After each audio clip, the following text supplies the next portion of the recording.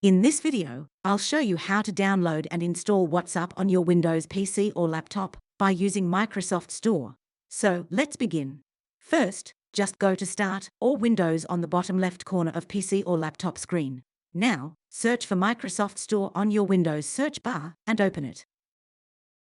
Once you're in the Microsoft Store, here you can see WhatsApp app on the top free apps, but if you don't see here, you can just go to the search bar to look for WhatsApp.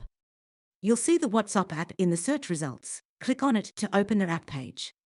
And then click Get button to download and install WhatsApp on your PC. It will automatically download their application.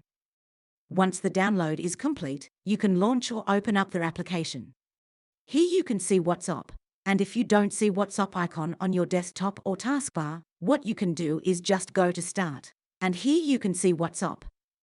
Now right-click on it and go to More, and then click on Pin to Taskbar. Now, here you can see WhatsApp icon on the taskbar. Just open the WhatsApp app. What we need to do now is connect your WhatsApp account here.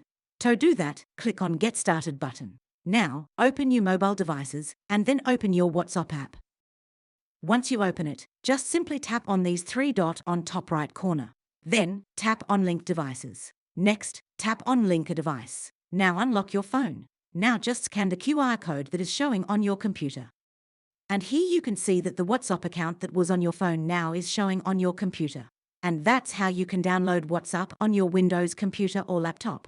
Now you can conveniently chat with your friends and family from your computer.